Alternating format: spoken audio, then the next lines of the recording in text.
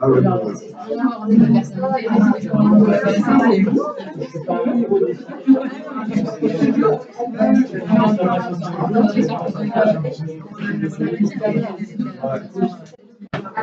Il y a 10 places encore au fond. À la base, ouais, je faisais plus de fond,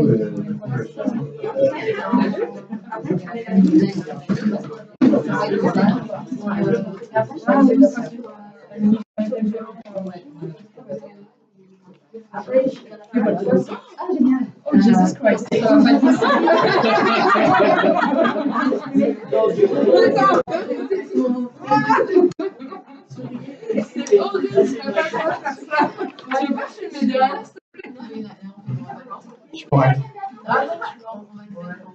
Et c'est ce qu'elle veut dire, c'est ça.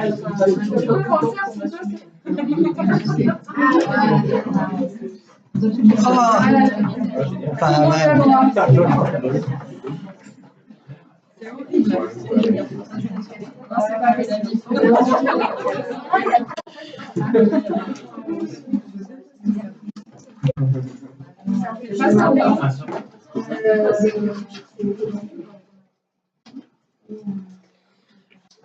Bon, eh bien, bonsoir tout le monde. Bonsoir les entrepreneurs. Ok, alors, vous l'avez deviné, on est en live en même temps sur Facebook et YouTube.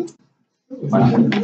Je ne suis pas allé voir les stats. En moyenne, on a, quand on fait des sessions ici, voilà, c'est entre 10 et 12 personnes. Là, ce soir, un peu plus nombreux.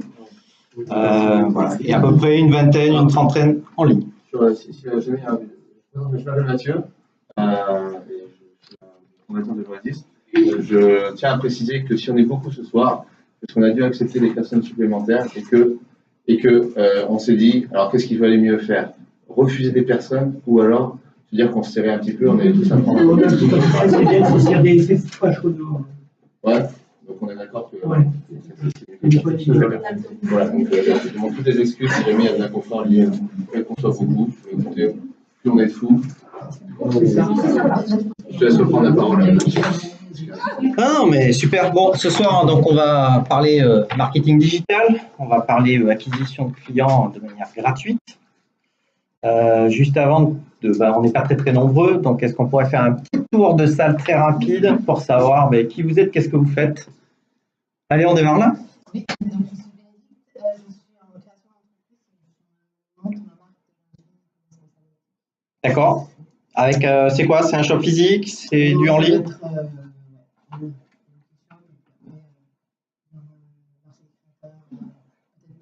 Super. Alors parlez bien fort parce qu'il n'y a que 2 micros. Je ne sais pas trop comment ça se passe. Ok. Virginie de Pesco, freelance en communication et en innovation.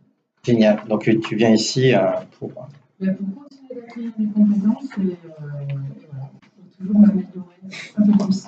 Génial. Super. Alors, Hypnotic Solutions, j'ai monté ma boîte, voilà. En fait, j'enseigne l'anglais en utilisant l'auto-hypnose, l'enseignement de l'auto-hypnose parmi les cours, dans les cours, et c'est en présentiel et en ligne également. En fait, je suis en ce qu'on appelle le blended learning. D'accord. Super. Anna. Donc, je suis hypnothérapeute. Je suis en train de développer mon cabinet un petit peu. Toute seule d'un côté et avec mon frère aussi, on va faire un centre D'accord. bien-être. Donc vous rassemblez plusieurs pour être plus fort. C'est ça. Ouais. Très bien. Acquérir des clients essentiels. Allez, on continue. Moi, c'est Alexandre. Et en fait, je viens de créer un site internet de vente de jouets d'occasion et de collection. Oh là. Donc, je me suis lancé. Mon ancien métier, le jouet. Début octobre. Super. Benjamin, je suis créateur de site web indépendant et énergéticien aussi, des casquettes. Ah. Ouais, et le troisième bientôt sur la création de nourriture végétarienne crue, sans végétarienne vivante et tout. Ouais. D'accord, donc gros savoir-faire. Ouais. Super. Émilie, organisateur, coach en rangement et en organisation de la maison. Je suis en projet encore, mais je viens pour m'enrichir. D'accord. C'est-à-dire qu'aujourd'hui, tu es salarié? Non. D'accord, ok. Très bien. Chez Paul. Tu es donc chez Paul. Oui, c'est ça, je sais pas. Chez Paul. Oui, pardon.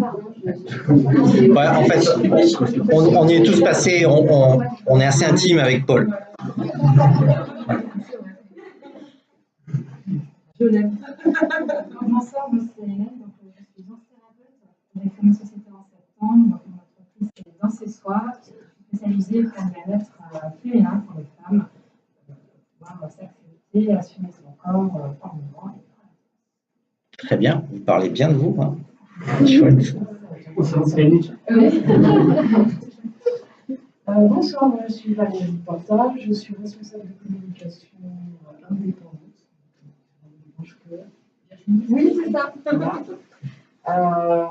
De la même manière que Virginie, en fait, je suis ce genre d'atelier pour pouvoir venir tenir à jour et pouvoir justement orienter les plans de communication, connaissance de cause.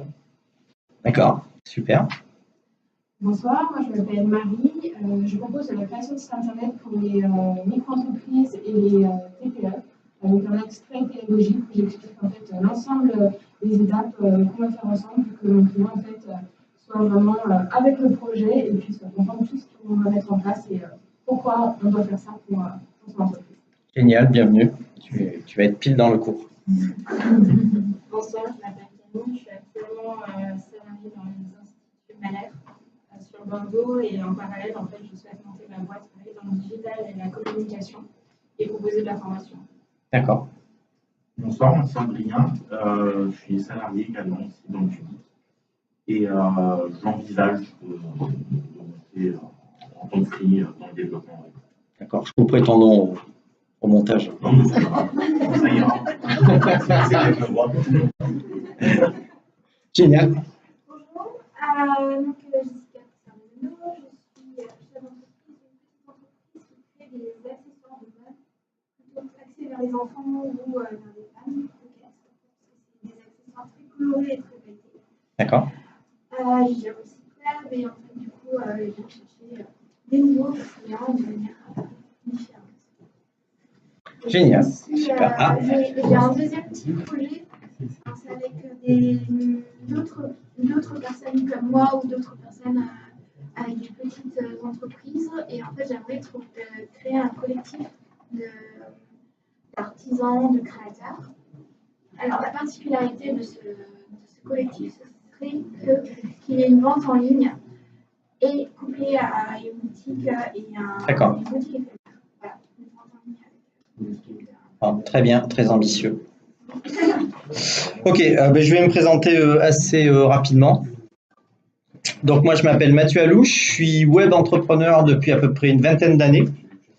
En parallèle de ça, j'ai participé à d'autres projets, j'ai un peu plus de 200 projets à mon actif, donc des projets qui ont aujourd'hui plutôt pignon sur rue, plutôt dans le e-commerce et plutôt dans les 5 premiers aujourd'hui actuellement sur le marché national et international.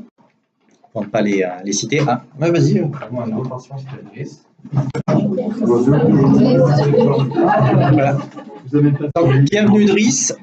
On est en direct. Parfait. Voilà.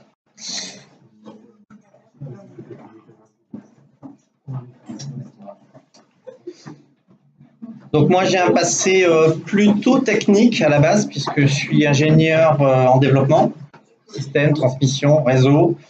Et d'ailleurs, c'est dans ce cadre-là où j'ai participé à ces gros projets. En 2012, quand j'ai quitté ma boîte qui me payait, on va dire plutôt grassement, j'ai choisi de vivre de mes convictions.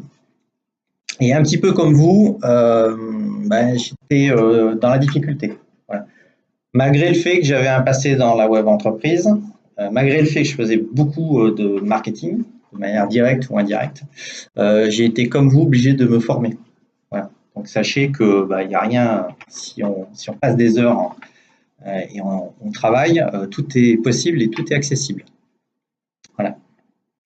Alors, comment ça marche ce soir? Je voulais vous dire, alors déjà c'est enregistré, mais ça je crois que vous le saviez.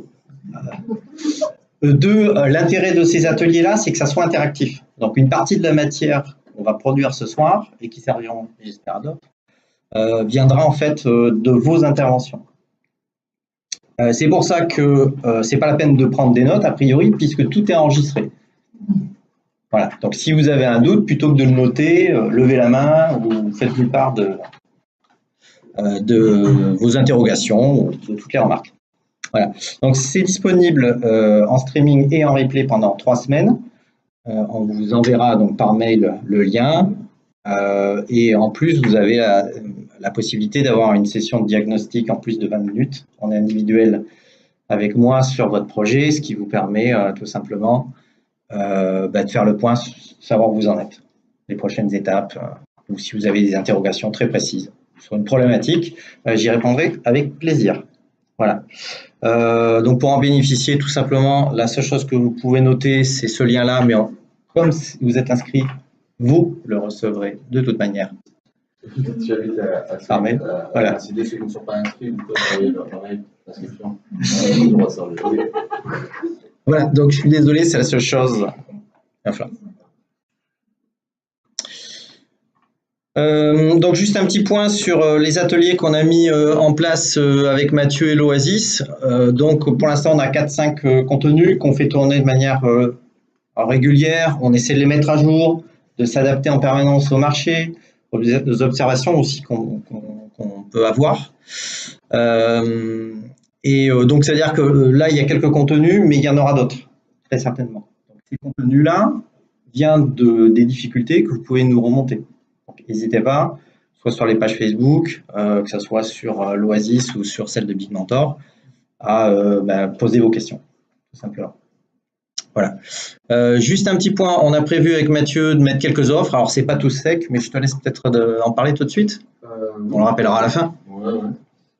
Non, mais l'idée, c'est que voilà, nous, on travaille en partenariat, vu qu'on s'appelle Mathieu tous les deux, on s'est dit qu'on allait faire travailler ensemble. Il y a une cohérence de prénom. Alors, il y a aussi une cohérence de projet globalement entrepreneurial. Donc, en fait, l'idée, c'est qu'on fasse une offre commune qui additionne l'accompagnement offert par Mathieu via Big Mentor.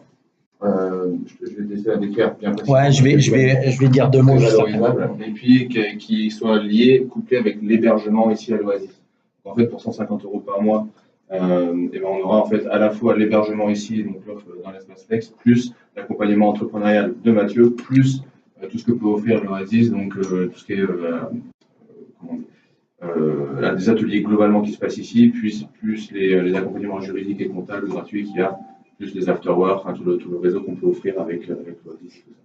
Je crois qu'il y a quelqu'un qui veut rentrer. Je ne sais pas ce qui se passe ce soir. Allez, très rapidement, donc Big Mentor, c'est quoi? C'est un centre de téléassistance, de mentoring et de formation pour entrepreneurs. Et je pèse mes mots en disant pour entrepreneurs, parce qu'on est passé par les mêmes étapes que les vôtres. Et on sait qu'aujourd'hui, un entrepreneur, sa plus grande problématique, c'est d'être seul face à un certain nombre de décisions. Donc voilà. Donc notre message, c'est ne restez pas bloqué de votre écran. De la matière, vous en trouverez partout. Alors, nous, on vous propose des cours, mais il y a aujourd'hui des cours en ligne partout.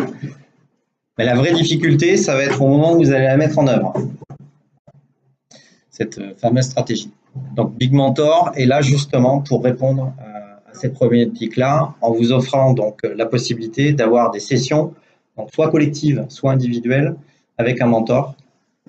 Donc il y a des sessions qui se déroulent 2 fois par semaine, du coaching individuel.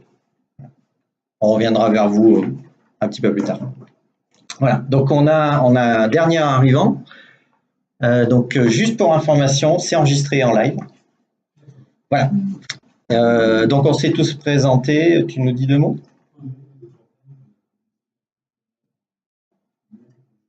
D'accord.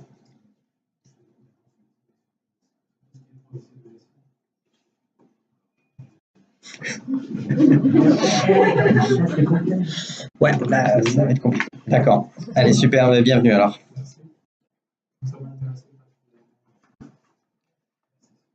D'accord, c'était en fait le point particulier sur comment acquérir de nouveaux clients.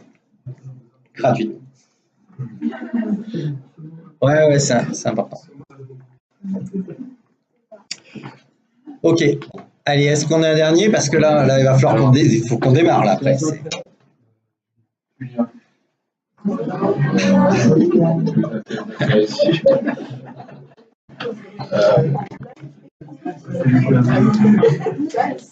Voilà. C'est bon. Allez, c'est bon, Mathieu. Allez, super. Allez, comme ça on le voit. Ok, ben on va commencer. Alors, avant juste de commencer, moi je voulais vous parler de productivité, plus particulièrement de la bonne attitude à adopter. Ce qu'il faut bien comprendre, c'est que le marketing digital, je vais le dire après, mais c'est qu'une toute petite partie de la transformation numérique des entreprises. Et je pense que ce qu'on va voir ce soir, on va se dire énormément de choses. Hein. En 1 heure, je vais vous bombarder d'un million de sujets et vous aurez peut-être l'envie ou l'idée, en sortant d'ici, de tout mettre en place tout de suite, tout le temps. Donc, la bonne attitude, c'est une technique qui s'appelle les MVP, donc la Minimum Viable Product, qui consiste à, alors c'est, désolé, hein, c'est californien, c'est ce qu'ils appellent la Killer App. La Killer App, c'est que finalement, à chaque étape de votre projet, vous ne devez pas viser donc la Ferrari avec les 4 roues, le moteur, la radio et la clim, mais plutôt partir sur une méthode qu'on pourrait qualifier de skateboard, où au départ, on prend quelque chose de très très simple, mais qui est fonctionnel dès le départ. Voilà. Et à chaque étape, on essaie de se poser la question, c'est qu'est-ce qui fait du sens pour mes clients? Si vous vous éloignez de ça, le fait d'acquérir des clients ne vous servira absolument à rien, parce que vous serez dans l'incapacité de les convertir. Donc, s'il vous plaît, me dites pas, bon, ça fait 6 mois que je travaille à fond, j'ai fait faire mon site, mon Facebook, machin, la semaine prochaine, je démarre tout. Ça, c'est pas très très bon. D'ailleurs, que vous le fassiez faire ou que vous faites vous-même, hein, il n'y a pas de... La problématique est la même. La deuxième chose que je voulais vous dire aussi, c'était dire, comme le marketing digital n'est qu'une toute petite partie de la transformation numérique, c'est est-ce que vous êtes réellement prêt à faire du marketing digital? Est-ce que votre outil entrepreneurial aujourd'hui est en état de fonctionner? Je vous donne, donc bon, il y a un certain nombre de points que je vous ai donnés là, hein. Mais par exemple, je rencontre trop d'entrepreneurs aujourd'hui, ils n'ont même pas un plan glissant de leur trésorerie, par exemple. Ça, pour moi, c'est une véritable problématique. Donc, alors j'en ai cité quelques-unes, hein, des très marrantes. Hein, donc, j'utilise encore ma boîte Gmail pour contacter mes clients. Voilà. Donc, votre outil entrepreneurial, c'est une chose. Et deuxièmement, il faut que vous soyez aussi dans un mode je suis capable de créer et d'écouter. Voilà. Je pense que les bons coachs qu'il y a ce soir seront d'accord avec ça. C'est que l'écoute est une phase super importante. Donc, si une de ces questions-là, vous répondez oui, la question c'est d'abord vous devez suivre un processus de transformation numérique. Voilà. Ok, et dernier point que je voulais vous dire, c'est que c'est très bien d'acquérir des clients, de générer du trafic, mais si c'est pour ne pas les convertir, ça ne sert absolument à rien. Donc tout ce qu'on va se dire ce soir n'a qu'un seul et unique objectif, c'est les convertir. Ok, alors ce soir on va adopter la méthode MVP aussi, c'est-à-dire qu'on va se concentrer sur quelque chose de précis. On peut acquérir des clients avant, pendant, après l'acte d'achat. Nous ce soir on va se concentrer que sur le avant. De la même manière, on pourrait regarder tous les canaux de distribution de votre offre qui pourrait exister. Mais pareil, ce soir, on va se concentrer sur 2. Alors, on va commencer par Google. Et si on a le temps, on fera du Facebook. Est-ce que vous savez quelle est la principale différence entre ces 2 canaux? Alors, d'abord, qui utilise Google, qui utilise Facebook ici? Alors, Google, en commençant par Google. Ok, donc du Google. D'accord. On va en parler. Et Facebook, tu utilises Facebook? Ah ouais, ce soir, on a bien choisi alors. On est bien. Super. Juste avant de commencer, ce qui est très important, c'est que Google, c'est une super machinerie pour détecter des intentions et vous les ramener. Une intention, c'est quoi? J'ai cassé ma vitre de téléphone. Ça, c'est une intention. C'est quelque chose qui correspond dans le temps à quelque chose de très précis et qui potentiellement ne se renouvellera pas. Facebook, lui, c'est pas du tout ça. L'idée de Facebook, c'est d'avoir une analyse comportementale de l'intégralité des gens qui sont sur ce réseau-là. Et du coup, c'est extrêmement bien pour présenter un projet, un produit, une idée. Donc, on n'est pas du tout sur les mêmes concepts.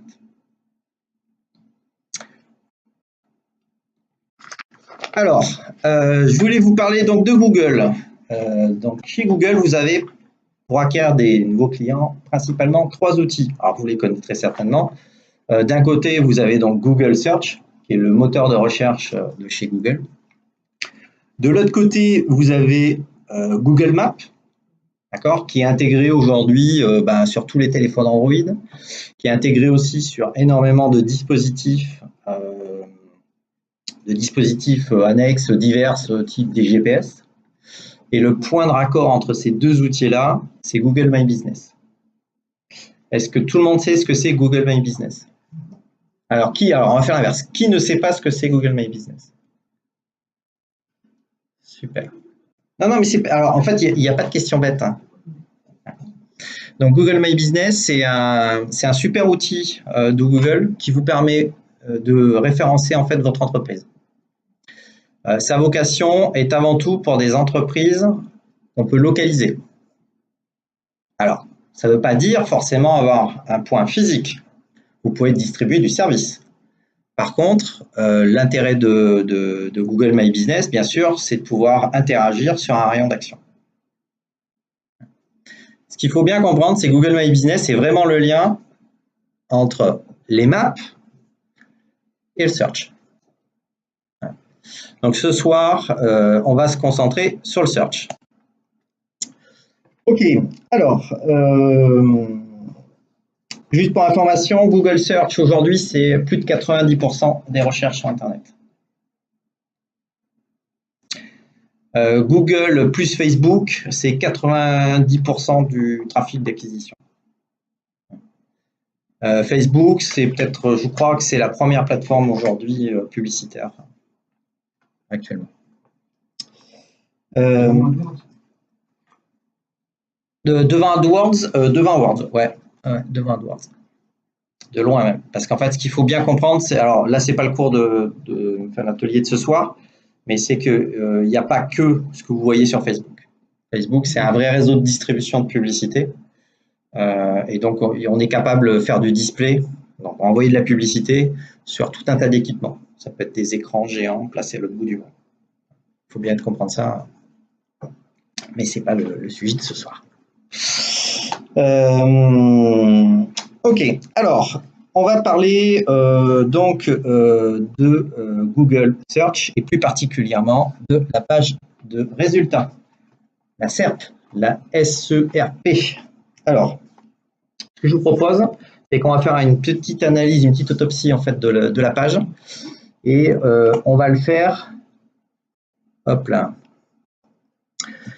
Alors, je vais basculer ici. On va ouvrir un navigateur. Alors, pour faire ces manipulations-là, je fais la manipulation avec donc sous du Chrome déjà. Et deuxièmement, en mode privé. Est-ce que vous savez pourquoi? Alors, c'est un peu plus que les paramètres. C'est-à-dire qu'en fait, il va en effet prendre la localisation de votre adresse IP. Donc, une adresse IP, c'est une série de chiffres aujourd'hui qui permet en fait de localiser n'importe quelle machine sur le réseau. Mais en plus, à partir du moment où vous avez qu'un Chrome, et encore plus si vous l'avez connecté sur un compte Google, il va mémoriser l'intégralité de toutes vos recherches. Donc, il va essayer de dresser un profil en fait de vos recherches. Donc, pour éviter de perturber ça, la première chose que je fais, c'est que je passe en mode de navigation privée. Par contre, les résultats sont toujours influencés par la géolocalisation, plus ou moins précise en fonction qu'on soit sur un téléphone mobile, dans lequel il pourrait utiliser votre matériel, ou la géolocalisation de votre adresse IP. Il faut savoir qu'en fait, les adresses IP sont aussi géolocalisées. Suivant les adresses IP, ça peut être plus ou moins précis. Alors, on va se faire une petite autopsie. Donc, je vais vous proposer quelque chose. Donc, par exemple, je vais taper entreprise. Alors, entreprise de nettoyage. Voilà. Alors là, j'ai tout à travers. OK.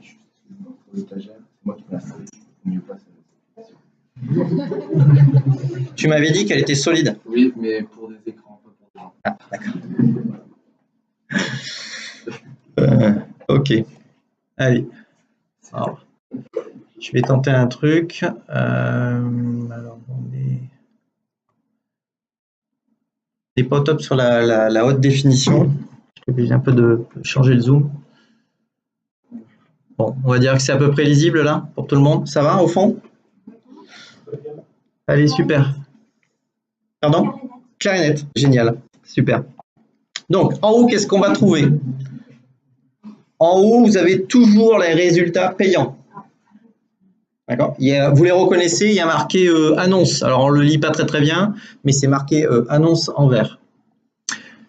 Ensuite, juste au-dessous, vous avez en fait les résultats de Maps qui sont renvoyés. Donc, les résultats de Maps, c'est notamment ceux qui sont produits par Google My Business. Alors, je dis bien notamment, parce que l'intégralité de tous les points que vous retrouvez là ne sont pas forcément fournis par Google My Business. Mais en tout cas, en grande partie. Ensuite, dessous, ici, vous avez ce qu'on appelle les résultats organiques. C'est-à-dire tout ce qui va remonter de manière complètement gratuite sur la page. Donc c'est là où il va falloir être bon, hein, je ne le cache pas. Ensuite, au fond, vous retrouvez une autre petite série d'annonces. Alors, ce n'est pas le cours d'aujourd'hui, mais bien sûr, plus vous êtes en haut, et ça marche, plus vous êtes en haut, plus vous payez cher. Et après, vous avez toutes les recherches associées. Donc, pareil, aujourd'hui, on ne rentrera pas complètement dans les mécaniques qui permettent d'améliorer ça, mais on peut utiliser en fait complètement les recherches, ce qu'ils appellent similaires, pour pouvoir drainer du trafic chez soi. On va faire une autre recherche. Ben voilà, on va montrer ça. Unique Mentor. C'est un peu compliqué parce que je ne suis pas en face. Youpi. Donc là, sur la droite, la fiche qui apparaît, donc ces données-là proviennent en fait de Google My Business. Donc à partir de ce moment-là, si vous avez bien fait votre travail sur Google My Business, on peut savoir quel est le type d'entreprise, si vous êtes bien noté, et comment on peut aller chez vous.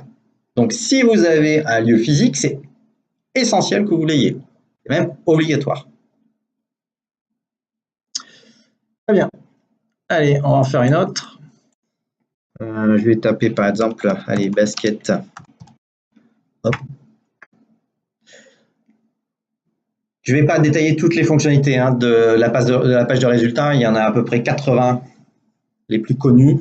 Là, je vais juste en décrire une petite quinzaine. Ensuite, ici, on va retrouver donc, tous les flux qui remontent des objets, donc des flux de shopping. Donc, ce sont des annonces avec les photos. Donc là, suivant le dispositif sur lequel vous êtes, vous pouvez en avoir en haut, vous pouvez aussi en avoir sur le côté. Il faut le savoir. Donc toujours pareil, après le reste ne change pas. Hein. Très très bien. Alors je vais juste faire une petite chose toute bête. Je fais juste une petite pause, c'est parce que je vois que je capture pas sur le bon écran la vidéo, donc ça sert à rien. Voilà. Donc je m'excuse auprès des gens qui sont en train de regarder un écran, ils devaient m'écouter, mais c'était tout petit. Voilà. Là, ils doivent bien voir en grand. Là. Super. Donc on était où? Je vais faire autre chose. Qu'est-ce que j'avais fait? Ah oui, le bon vieux nettoyer basket. Voilà. Là, ce qui se passe, c'est qu'en fait, Google a compris que j'avais une problématique et une réponse. Donc, automatiquement, il a sélectionné quelle était la réponse trouvait, on va dire, la plus intéressante. Et ça, il l'a pioché sur votre site. Vous n'avez aucun contrôle dessus. Il faut que la question, enfin en tout cas que la réponse que vous amenez sur votre contenu corresponde exactement à la question. Déjà, ça c'est le premier point. Et la deuxièmement, c'est lui qui choisit, qui est le site. Voilà. Donc souvent, donc là j'ai choisi un cas où c'est pas Wikipédia. Souvent, vous verrez les sites qui ont beaucoup de contenu remontent et je vous expliquerai après exactement pourquoi et comment ça marche.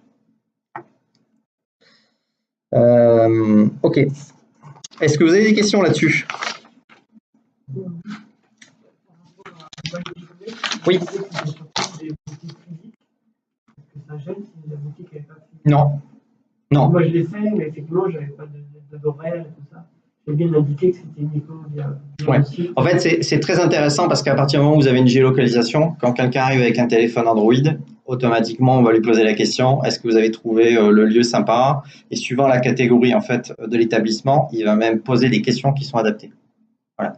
Donc, la question, c'est est-ce que si vous n'avez pas un point physique, il faut le faire? Bien sûr, parce que ça fait partie de votre marque. Donc, vous avez tout intérêt à le déposer et à le protéger. Voilà. Donc, faites-le.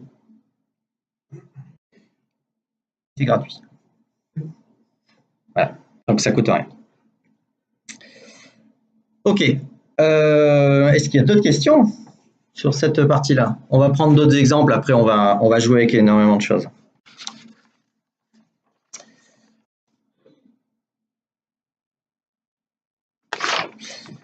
Pas d'autres questions? Ouais, allez-y. Hein.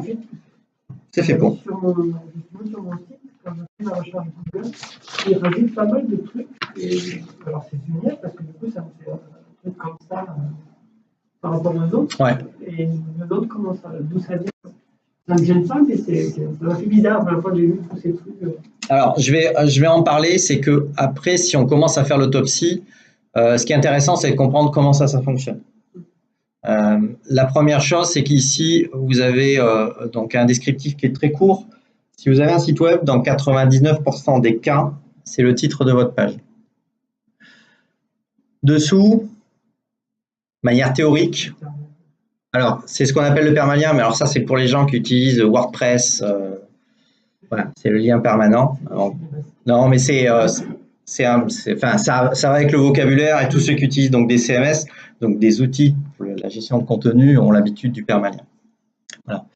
Bon, en gros, c'est l'URL. Donc, URL, c'est quoi? C'est l'adresse de votre site, suivi de tout le chemin, ainsi que le document qui est demandé. Il faut savoir que ça soit le titre ou en fait l'URL, donc le permalien, vous pouvez agir dessus, notamment sur WordPress avec des plugins, pour faire apparaître les bons mots-clés. Donc, je reviendrai après dessous. Je reviendrai précisément sur ce point-là. Ici, ce qu'il y a d'intéressant, c'est qu'il va vous proposer une description. Par défaut, si vous n'en proposez pas dans la structure de votre contenu, Google va se débrouiller pour prendre le début de votre page et pour essayer de trouver quelque chose qui correspond le plus. Alors au début, il prenait systématiquement le début. Aujourd'hui, ce n'est pas forcément le cas. Il va prendre au moins une partie du contenu. De la même manière, il est clair et évident que vous commencez à acquérir des clients à partir du moment où vous avez choisi un bon titre, un bon permalien et une bonne description. On va revenir dessus après. Mais ce n'est pas suffisant. À ça, il peut y avoir tout un tas de choses. Alors, je ne sais pas si on en avait éventuellement quelques-uns de sympas. Là, on pourrait voir. Hein. Donc là, génial, vous avez en plus donc, des informations qui viennent se rajouter à la volée. Donc, par exemple, une note. Donc, imaginez, j'ai entendu qu'il y avait des formateurs, par exemple. Avoir une note sur ces formations, c'est toujours pas mal. Avoir un article que vous vendez régulièrement qui est extrêmement apprécié, avoir une note, c'est vraiment pas mal. Faut savoir que dans le cycle de déclenchement, au moment du clic, si vous avez un élément différenciant, vous avez 70% de chances de plus de générer ce clic-là. Donc, par exemple, qu'est-ce qui pourrait être de sympa ici? Donc, vous avez la note.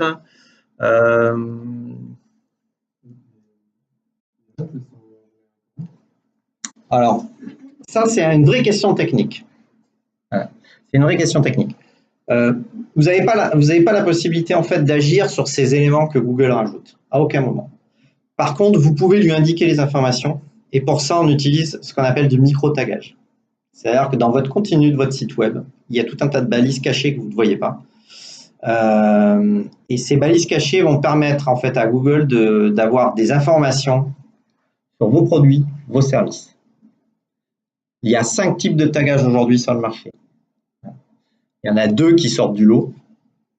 Je ne vais pas les décrire, mais en gros, vous avez des tagages qui sont spécialisés suivant votre activité. Donc, par exemple, je crois qu'il y avait quelqu'un qui était dans le livre. Bon. Donc, jouet, c'est tout ce qui est e-commerce. Voilà. Mais vous auriez été, par exemple, dans le livre, on avait des tagages vraiment spécifiques pour les auteurs, pour les créateurs, pour les marques. Voilà.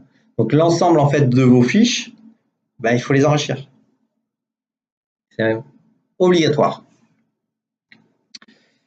Du coup, je sais plus où j'en étais. Faut pas trop perdre le fil. Ok.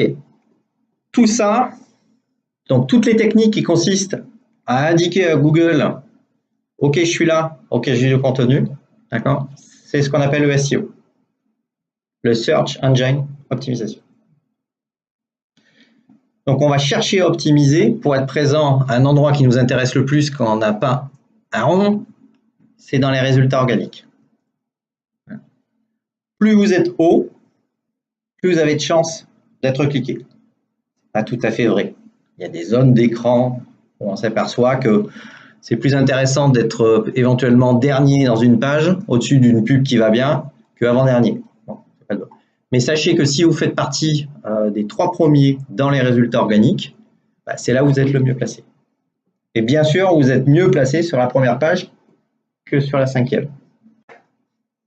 Voilà.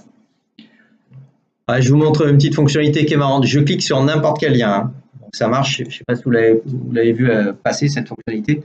C'est que je vais par exemple à un endroit et tout de suite je vais revenir en arrière. Automatiquement, ici, je ne sais pas si vous avez vu, c'est apparu il y a 5-6 mois. Il vous propose des recherches associées. À partir de ce moment-là, Google a détecté que j'avais une intention et que la page n'a pas répondu à cette intention-là.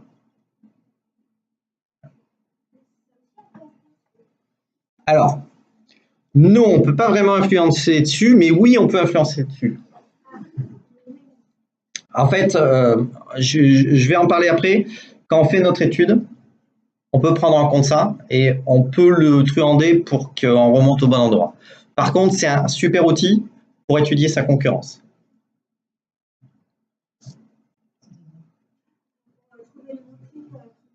Ouais. En fait, il y a une technique qui existait il y a très longtemps, c'est qu'on avait dans les métadescriptions, donc c'est les informations cachées d'une page, les mots-clés, les fameux mots-clés. Aujourd'hui, les mots-clés ne sont absolument plus utilisés par aucun moteur de recherche. Terminé. Voilà. Donc avant, quand on avait besoin... Les métadescriptions. Ouais. Oui, non, mais les métadescriptions. Les métadescriptions. Donc, je m'excuse si j'ai mal dit. Mais je vois qu'on a un spécialiste. Dans les métadescriptions, donc on avait avant une section qui concernait les mots-clés. Aujourd'hui, ils ne sont plus utilisés. Donc, quand on voulait faire une étude en fait, de concurrence, ce qu'il y avait de sympa, c'est qu'on allait voir les pages, on regardait le code source et on comprenait très rapidement, en gros, quelle était la stratégie de l'opposant. Voilà. Donc, aujourd'hui, il faut être un petit peu plus malin. Ok. Alors, je vais tenter de rebasculer là-dessus. Ouais, super. C'est un petit peu compliqué parce que je n'ai pas tous mes écrans. Donc là, en l'occurrence, j'ai perdu mon écran. Ouais, super. Ok. Donc, je voulais vous parler du SEO et du référencement naturel. Donc, le référencement naturel, c'est ce qu'on appelle le référencement gratuit. Et vous apparaîtrez donc dans les résultats organiques. C'est bon pour tout le monde? Le SEO, ce sont donc toutes les techniques qui consistent à optimiser votre référencement pour sortir dans ces résultats. Plus vos pages apparaissent en haut, plus vous allez générer de trafic. C'est presque vrai.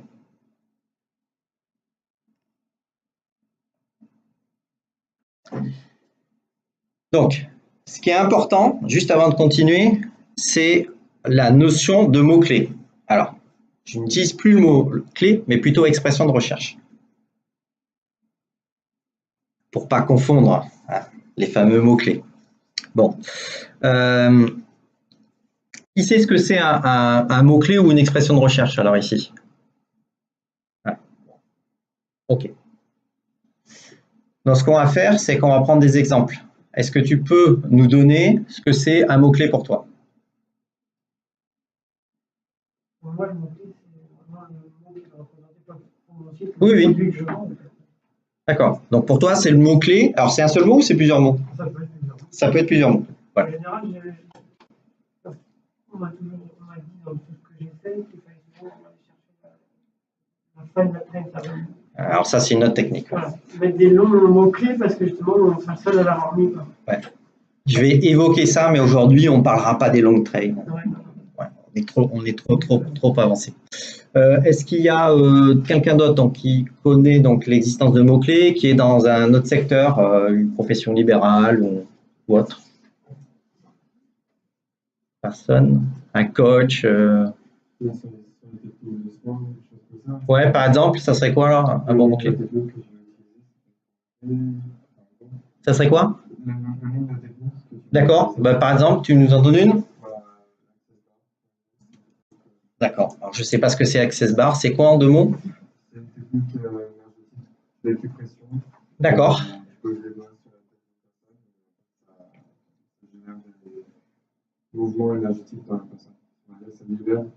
D'accord.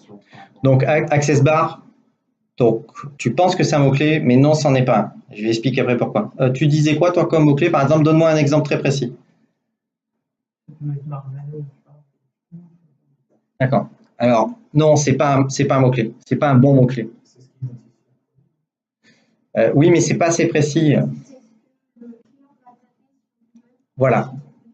C'est plutôt ce qui va essayer de taper de manière naturelle. Donc, on a tendance à dire AccessBar, c'est ça?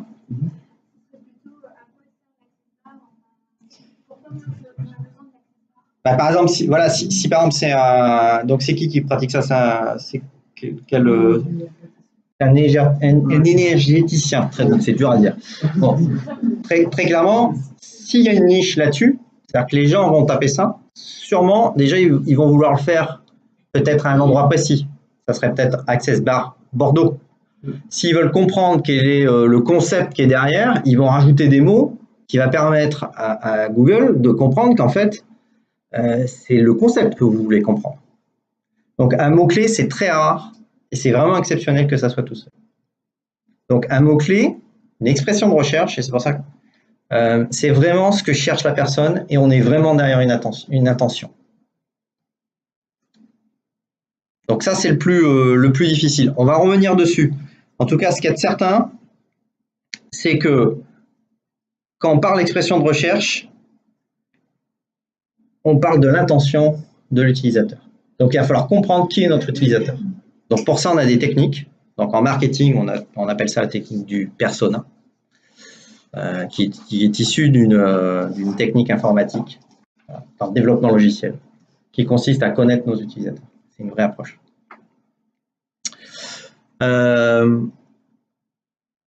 On va aller un peu plus loin pour en fait produire ces résultats que vous avez vus là jusqu'à présent à partir donc de ces expressions de recherche. Google utilise plein d'algorithmes.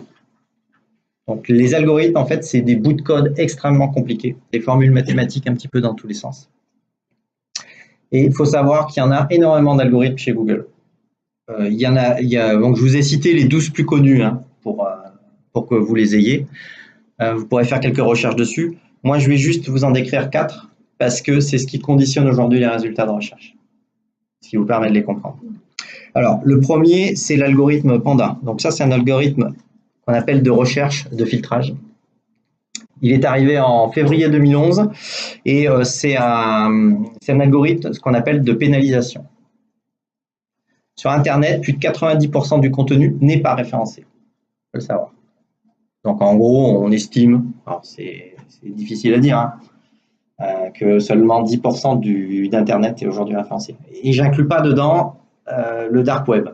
qui est un réseau parallèle avec d'autres codes. Alors pourquoi? Parce qu'aujourd'hui, Google a besoin d'être très précis dans les résultats qu'il propose. Si vous remontez des résultats qui étaient complètement non pertinents, vous ne l'utiliseriez plus. Donc pour ça, Google a inventé plein d'algorithmes, et le premier, donc, c'est l'algorithme Panda, qui pénalise en fait le référencement des sites web sur les contenus de faible qualité. Vous avez forcément entendu parler de dire il faut faire du site web, il faut faire des contenus, et ces contenus-là doivent être riches. Donc sachez que si vous ne remontez pas, très certainement, c'est à cause de l'algorithme Panda. Le deuxième, c'est l'algorithme Pingouin. Donc celui-là est sorti juste un petit peu plus loin. C'est le même principe. Il filtre les résultats de recherche. Il a été introduit en 2012. Il pénalise le référencement des sites web qui ne respectent pas l'intégralité de toutes les directives Google en termes de création, d'achat ou de réseau client.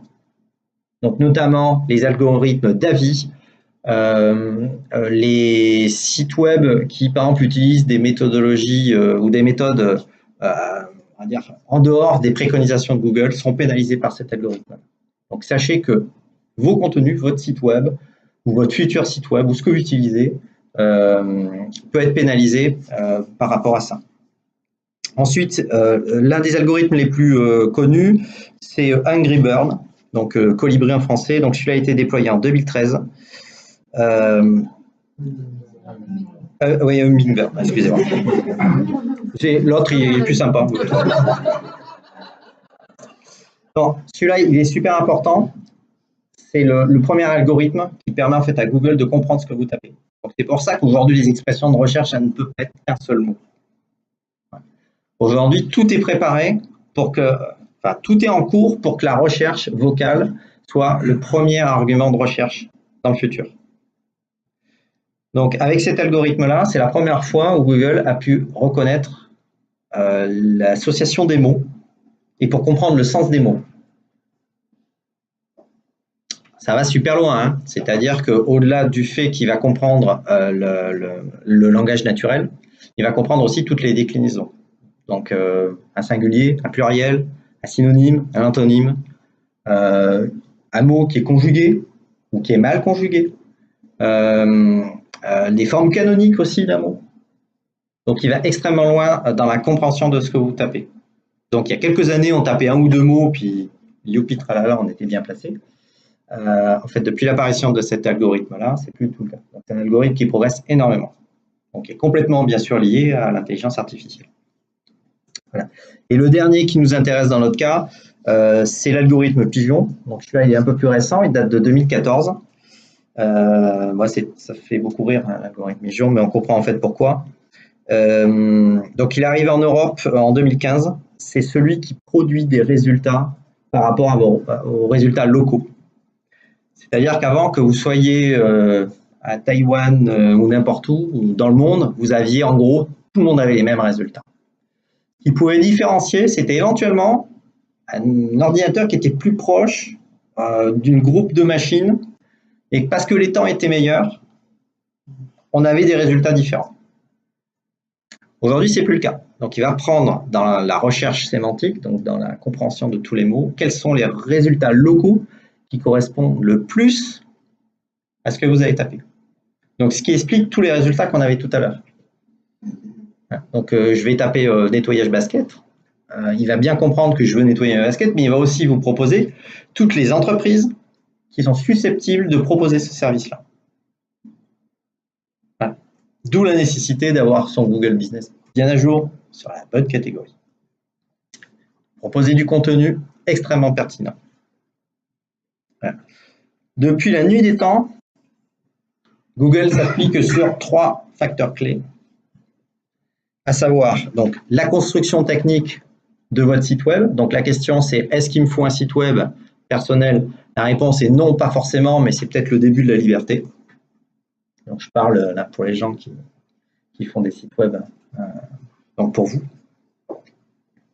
Votre marque peut commencer par là, ça c'est la première chose. La deuxième, c'est avoir la meilleure stratégie de contenu possible.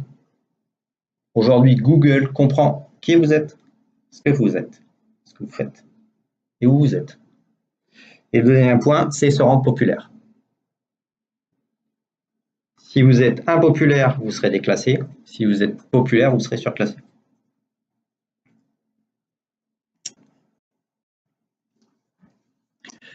Ok, ah bah, j'avais même un slide pour ça. Alors,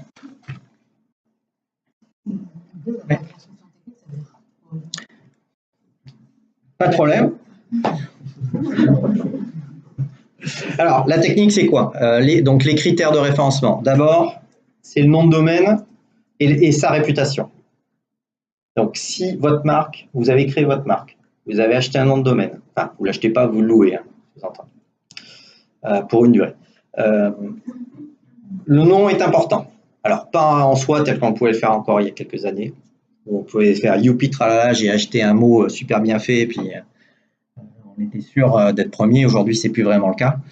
Ceci étant dit, le fait d'avoir un nom de domaine facile à retenir fait partie aussi du mythe de la construction, enfin, fait partie de la construction de la marque. Voilà. Maintenant, demain, vous changez de marque ou de nom de marque, c'est pas non plus la fin du monde. Le deuxième critère, c'est un critère technique, ça va être la performance du site. Donc, je pense notamment à tous ceux qui utilisent des hébergements comment dire, groupés ou sur des plateformes où on produit du contenu, où on rassemble tout un tas de choses. Si ces sites-là sont de mauvaise qualité ou n'ont pas une hygiène en termes de marketing, la réputation ne sera pas bonne.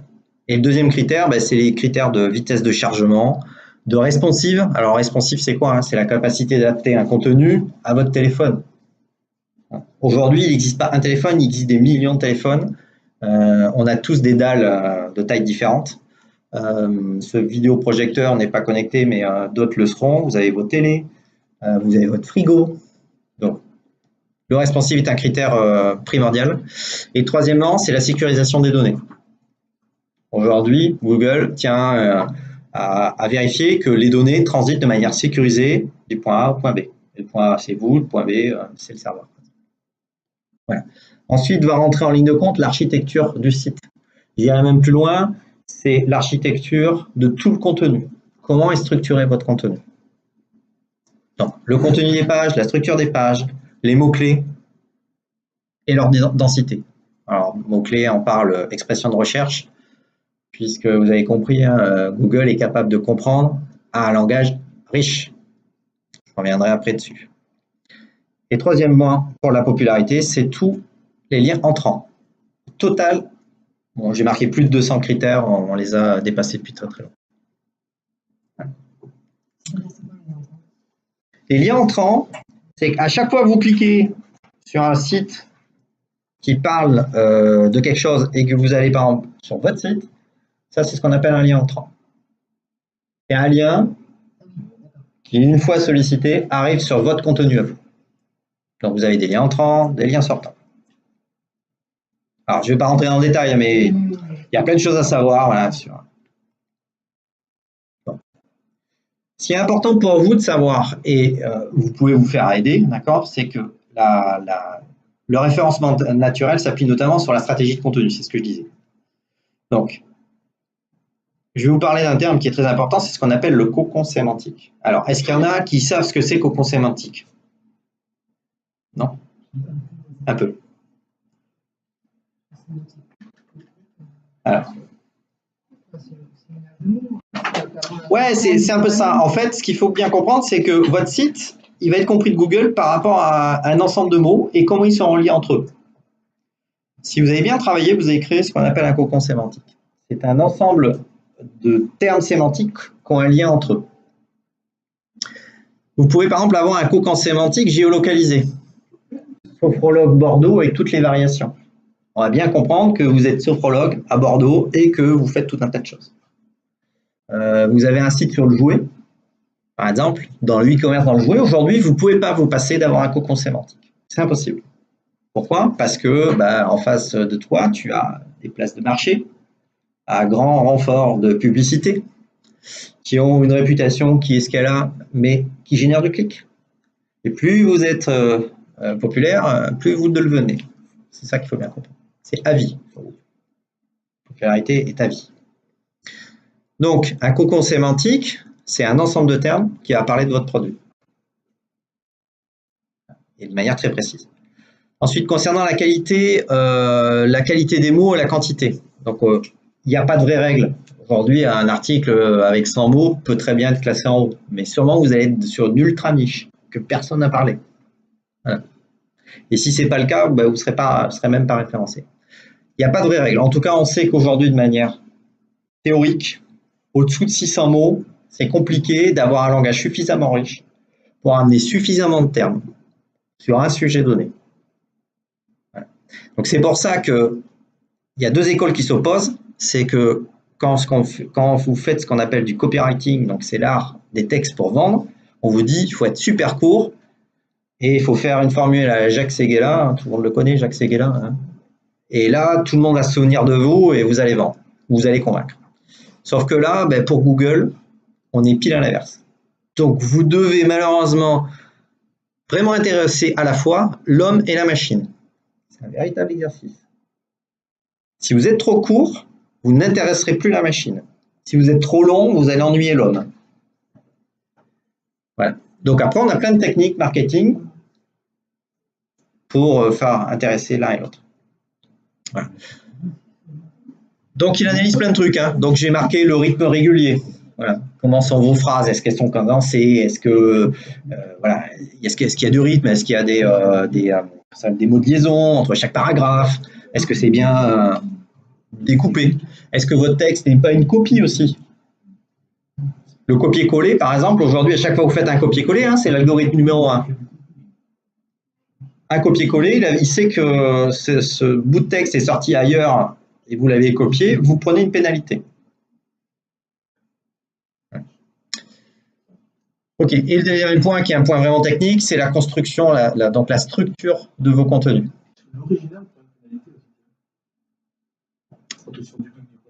L'original, alors, c'est vrai, alors je sais ce qu'il va dire. Est-ce que l'original peut prendre... Alors, la réponse est oui, l'original peut éventuellement prendre une pénalité ou être un peu moins populaire plutôt que voir une pénalité. Aujourd'hui, Google, c'est exactement si vous êtes la marque et vous êtes propriétaire. Donc, je donne un exemple très précis parce que j'ai travaillé sur un cas où j'avais en face de moi un inventeur. Quelqu'un qui il a toujours distribué sur des places de marché. Donc, son produit était disponible absolument partout. Et bien sûr, sur ces places de marché, c'était ses fiches produits à lui. Et donc, la question, c'était de dire, est-ce que moi, quand je vais mettre ma propre boutique, parce que j'ai intérêt à prendre ma propre boutique, hein, faire 20% de mon chiffre, est-ce que je le donne aux places de marché? C'est qu'une moyenne, hein. Des fois, ça peut être plus. Donc, j'ai tout intérêt. Est-ce que je vais être pénalisé parce que j'ai sorti mon site après les places de marché? Donc, en fait, la réponse, c'est à moduler parce qu'aujourd'hui, Google comprend qui est la marque. Et si vous avez un compte de marque avec une notoriété de marque, si vous produisez des contenus sur cet article-là, en fait, il a compris que c'était vous qui étiez à l'origine et que vous étiez le fabricant ou le distributeur. Voilà. Ok, et bien sûr, super riche, hein, donc il faut être super bon en français. Donc moi, j'étais nul, hein, j'ai fait des études techniques. Un mot, une faute, la synthèse, j'étais bien. Hein. Je fais des textes très courts. Voilà. Non, là, tout ça, c'est terminé, je suis obligé d'écrire. Ça se voit? Oui, la compétition. Ah, mais ça arrive, c'est une belle. Non, mais... Oui, c'est fait exprès, voilà. C'était fait exprès. Bon. Non, mais alors, Google ne va pas me pénaliser sur la faute d'orthographe. Voilà. Par contre, donc, alors après, ça reste une présentation PowerPoint, mais Google ne va pas me pénaliser sur les fautes d'orthographe. Par contre, le lecteur, lui, peut me pénaliser. Plus je produis de contenu, plus je suis jugé, hein, forcément. Donc, je la corrigerai, celle-là. Donc, utilisez, alors pour ceux qui nous écoutent, utilisez un correcteur. Voilà. Et il faut faire relire aussi. Voilà. Alors, de quoi? T'es où? De quoi faire une analyse de la compétition? Oui, alors ça fait partie de l'analyse de la concurrence, mais la compétition, c'est peut-être encore plus large. Bon, ce qui est important, c'est donc définir la stratégie SEO, donc les objectifs commerciaux du site. Vous voulez vous battre pour quoi? Est-ce que vous voulez 1 client, 2 clients, 100 clients, 1000 clients? Ça veut dire aussi que vous êtes capable de le transformer. D'accord? Là, on parle que de l'acquisition, mais ça veut dire que vous faites de la publicité, les gens viennent dans votre boutique et on ne peut pas rentrer à plus de 15 dans une salle. Ça peut ne pas être très très bon. Ça. Donc les objectifs, ouais, mais là, voilà, il faut pousser les gars. Alors, mais, en tout cas, les objectifs commerciaux vont influencer forcément les moyens qu'on va mettre en face. Ce qui est important, c'est convertir. Deuxièmement, c'est faire donc une analyse de la concurrence, une analyse de la compétition. On verra après comment on peut le faire. Faire une analyse des mots-clés et des expressions de recherche, c'est primordial.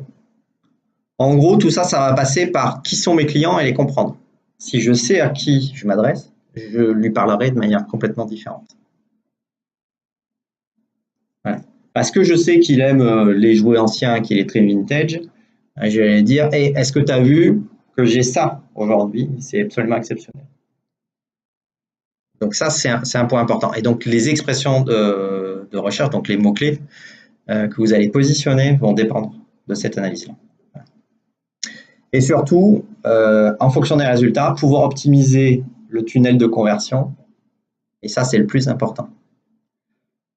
Si vous faites du contenu qui arrive sur votre page d'accueil, vous avez une page d'accueil qui est super bien référencée, potentiellement, votre page d'accueil va vous faire perdre des clients, contrairement à tout ce que vous pouvez croire. Pourquoi? Parce qu'elle n'a pas été optimisée pour convertir. Parce que pourquoi? Qu'est-ce qu'on fait sur une page d'accueil? On a tendance à être très généraliste, à parler de plein de choses. Et du coup, ben, vous allez être moins bon pour convertir.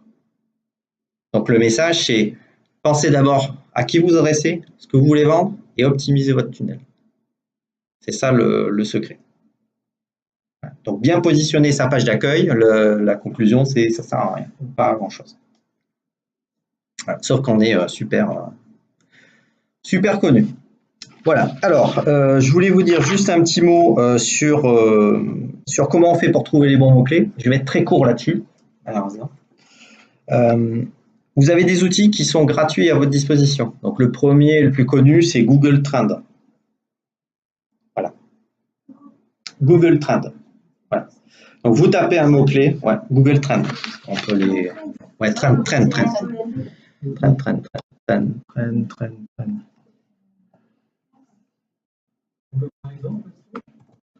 Google Trend.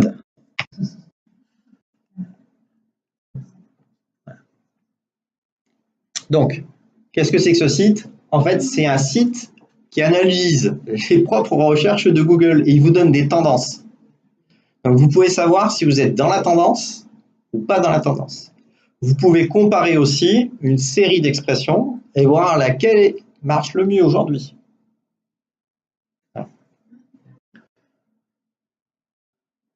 On peut essayer. On fait quoi alors? Du jouet?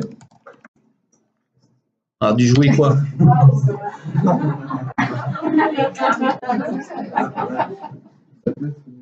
C'est tendance.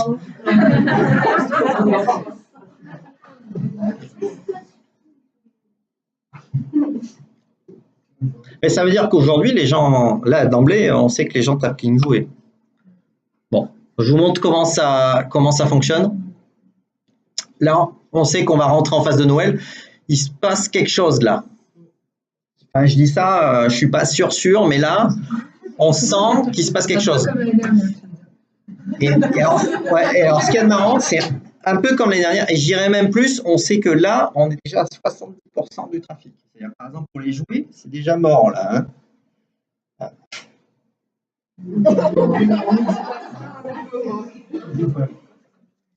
Non, alors je dis ça, c'est parce que ça prend du temps. J'ai plein de demandes en me disant, voilà, Noël arrive. Non, Noël, on travaille pour Noël l'année prochaine. On peut faire des choses.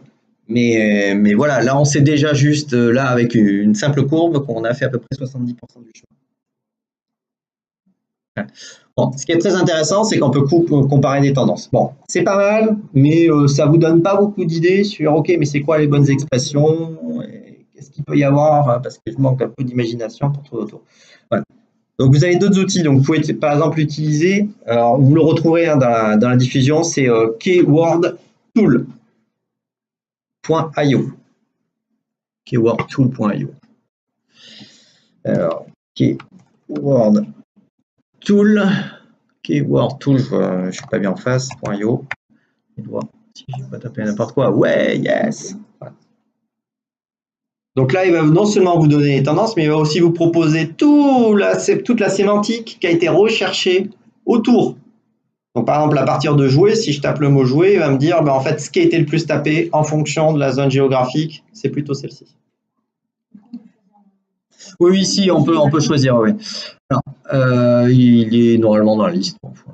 Mais il y est, hein. Ouais. French, bon, Algérie, France, voilà.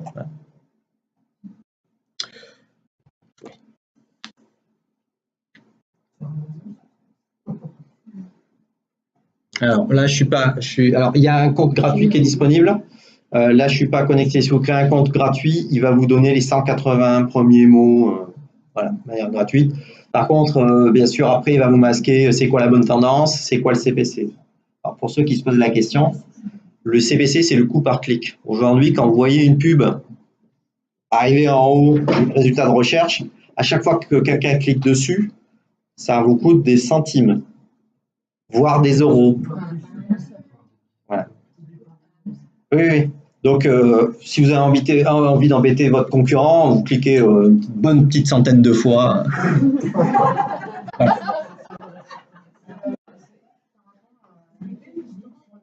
Oui, non, mais après, il y a plein de filtres et il y a tout un tas de mécaniques, mais elles sont très largement contournables, si c'est ça la question.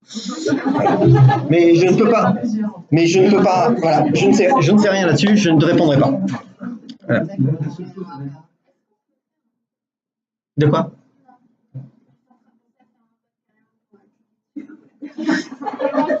Je n'ai rien dit, j'y suis absolument pour rien. Voilà. Tiens, je veux le dire. C'est en direct. Et ça ne sera pas coupé en plus. Ok. Bon, il existe, pour faire l'analyse de la compétition, il existe en fait énormément d'outils. Quand on fait une analyse en fait de la concurrence, on ne s'arrête pas aux expressions de recherche. Donc, il y a d'autres outils, je vais vous en donner un autre. Par contre, celui-ci est payant. Et les meilleurs outils, malheureusement, sont payants, voire payants très cher. Voilà. Donc, aujourd'hui, le numéro 1 du marché, alors pour ma part, j'en utilise d'autres, hein, c'est SEMrush, qui aujourd'hui est capable de vous faire une analyse de la concurrence. Une analyse de la compétition qui va beaucoup plus loin. Parce que dans l'analyse de la compétition, on inclut aussi tout ce qui va aller autour.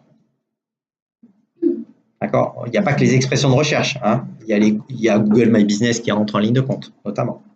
La stratégie de publicité. À quel moment il faut acheter quel mot. Voilà. Donc, vous avez des outils qui sont extrêmement performants. Par contre, ce sont des outils payants. Voilà. Je vais vous en donner un autre. Est-ce que ce soir, c'est fait. Alors, Yoda. C'est bien de ne pas être en face. Yoda. Insight.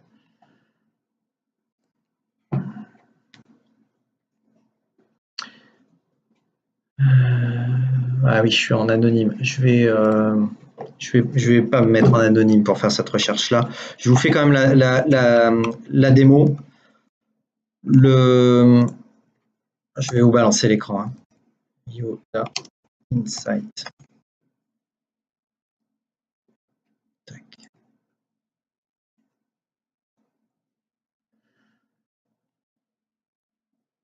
Ok. Ah si, c'est bon. Yopi, se connecter. Ok. J'ai pas fait exprès. Hein. Ce qui est très intéressant chez Yoda, c'est que même sur un compte gratuit, vous pouvez avoir les expressions de recherche. Donc, ça peut déjà vous donner le nombre d'expressions de recherche qui sont positionnées sur un concurrent.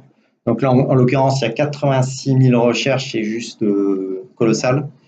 Le trafic moyen, il n'est pas très juste chez Yoda. Je trouve que SEMrush est beaucoup plus précis. Et surtout, une analyse des concurrences. Et l'analyse de concurrence se base en fait non seulement sur les expressions qui sont positionnées, c'est-à-dire tous les sites qui ont les mêmes expressions que vous, de près ou de loin, ou celles que vous visez, d'accord, et associer à ça aussi des critères comportementaux. Voilà. Je veux dire, en tout cas, c'est un outil qui est accessible à tout le monde sans grande connaissance et ça rend déjà vachement de service. Voilà. Bon, c'est pas SEMrush, par contre, pour SEMrush, je vous dis tout de suite, on démarre peut-être à 90 € par mois et il faut un bac plus 12. Voilà. Là, c'est compliqué. Donc, y aller tout seul, c'est compliqué. Par contre, y aller avec un prestataire qui peut vous fournir les résultats de recherche, bien configurés, bien paramétrés, c'est super. Voilà. Le paramétrage, c'est juste l'enfer. Par contre, quand c'est paramétré, c'est génial. Vous recevez des mines d'or dans votre boîte mail, absolument. Superbe. Voilà, j'ai fini pour toute la partie Google. On a pris pas mal de temps en plus. On va faire un petit coup de Facebook, mais on va être très court pour le coup. Voilà. Est-ce que vous avez des questions? Je suis désolé, je vous ai bombardé d'un million de trucs et j'ai été très court sur plein de sujets.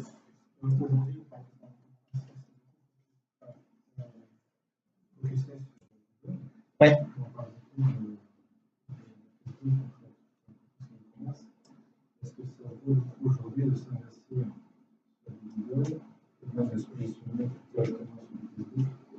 C'est pas la même chose. Sur Google, c'est lié à une intention, un acte d'achat. Donc, si c'est un site de e-commerce ou un site de commerce d'ailleurs, hein, c'est l'acte d'achat. L'acte d'achat, pour moi, est beaucoup mieux géré aujourd'hui, même si on a une belle place de marché sur Facebook qui commence à prendre de l'ampleur, à bien se positionner.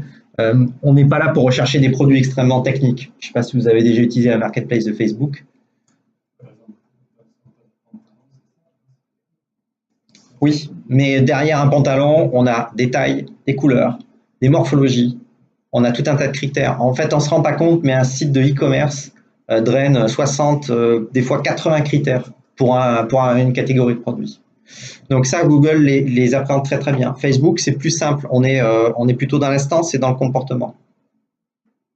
Voilà. Donc la réponse aujourd'hui, c'est que d'abord, à mon avis, il faut commencer par produire du contenu pour un site. Alors que ce soit un site physique ou virtuel d'ailleurs, hein.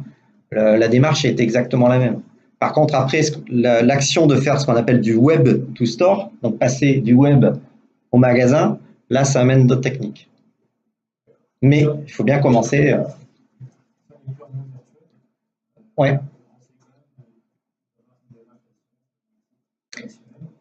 Alors, aujourd'hui, moi, j'ai des clients qui marchent super bien sur d'autres réseaux sociaux, qui ne sont ni sur Google, ni sur Facebook. Sur Instagram. Donc, par exemple, pour tous les produits très tendance, alors par contre, ils ont des images juste hallucinantes et ils ont créé ce qu'on appelle du marketing social. Donc, c'est pour ça que je voulais vous toucher deux mots de Facebook. C'est que la plupart aujourd'hui des gens que je récupère ou que j'accompagne arrivent d'une mauvaise utilisation des réseaux sociaux de manière globale. Le marketing social n'est pas du marketing traditionnel. Tout ce que je vous ai dit là n'est absolument pas vrai sur quelque réseau que ce soit. Ça, ce n'est valable uniquement que pour donc, les concurrents à Google Search, à savoir vous avez du Bing, vous avez du Yahoo, et puis après tous les écosystèmes, donc les nouveaux moteurs de recherche type Ecosia par exemple, mais il y en a, voilà, il y en a plein d'autres qui fonctionnent sur le même principe. Là, c'est vrai. Maintenant, aujourd'hui, est-ce que c'est un frein de choisir l'un ou l'autre? La réponse est non. C'est que si vous allez sur des réseaux alternatifs, dites-vous que vous aurez moins de visibilité. Enfin, il y a moins de personnes, donc potentiellement moins de visibilité. Qu'il y ait beaucoup de concurrence, ce n'est pas un problème. Il faut juste être bon, voire excellent. Mais c'est valable partout. Voilà. Si on passe encore une démarche tarifaire, est-ce qu'il est plus rentable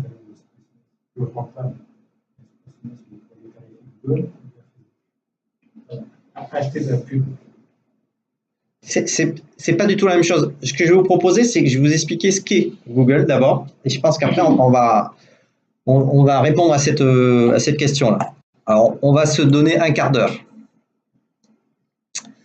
Je vais essayer de récupérer. Oui, on va parler de Facebook.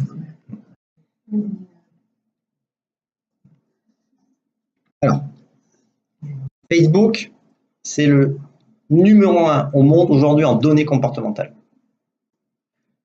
Le métier, en fait, de Facebook, c'est de capter de la donnée dans tout ce que vous faites, mais d'un point de vue comportemental. Donc, au départ, c'était très basique, c'était un réseau social. En gros, entre chacun de nous, on avait maximum 6 cercles. Alors, la théorie des cercles, c'est je connais quelqu'un, qui connaît, et a priori, au bout du 6e cercle, on a forcément quelqu'un en commun. Voilà. Donc, je connais quelqu'un, qui connaît quelqu'un, qui connaît quelqu'un, qui connaît quelqu'un, etc., qui connaît Obama. Voilà. Je connais donc Obama. Voilà. Ça, c'est la particularité des réseaux sociaux et c'est la première force. Mais ça, c'était ce qu'on faisait il y a 15 ans. Aujourd'hui, on n'est plus du tout là. Donc, ce qu'il faut bien comprendre, c'est qu'aujourd'hui, Facebook, c'est le champion de la donnée comportementale. Donc, quand je vois certains qui disent « j'ai créé ma page Facebook, viens la liker, s'il te plaît », en fait, vous tirez une balle dans le pied. Facebook, c'est la même chose que vous d'un point de vue numérique. Il doit représenter quels sont vos centres d'intérêt, avec qui vous discutez, de quoi vous discutez, comment vous discutez, à quelle heure vous discutez, qu'est-ce que vous achetez. Donc, toutes ces données-là, en fait, sont des données de comportement. Et Facebook le fait en permanence. Donc, j'entends par exemple certains qui disent « oui, les algorithmes de Facebook ont changé, on ne voit plus mes publications, etc. etc. » En fait, c'est faux, c'est vrai, c'est faux. Ils les ont remplacés par autre chose. Voilà. Et le autre chose, bien sûr, leur ramène de l'argent. Enfin, si c'est ça la question, oui, c'est la publicité. Par contre, c'est hyper efficace, hyper rentable. Voilà. Bien fait, je ne connais pas voilà, de campagne qui ne soit pas rentable. Donc, ce qu'il faut faire, c'est absolument arrêter d'aimer tout le monde parce qu'on fait de la complaisance. Votre profil numérique doit représenter foncièrement ce que vous êtes et doit s'adresser foncièrement aux gens que vous voulez toucher. Donc, c'est-à-dire, moi, aujourd'hui, j'ai 2 profils. J'ai un profil personnel, un profil pro. Il trouve forcément, quand on fait l'analyse, des points communs, parce qu'il s'agit bien de la même personne. Par contre, comme j'ai une hygiène en fait numérique qui fait que je ne vais être en relation qu'avec des entrepreneurs, il me propose que des profils d'entrepreneurs sur des sujets qui correspondent.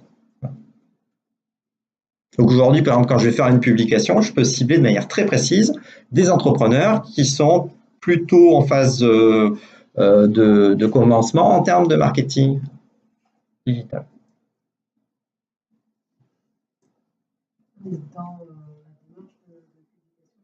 Dans la démarche de publication payante, mais pas que.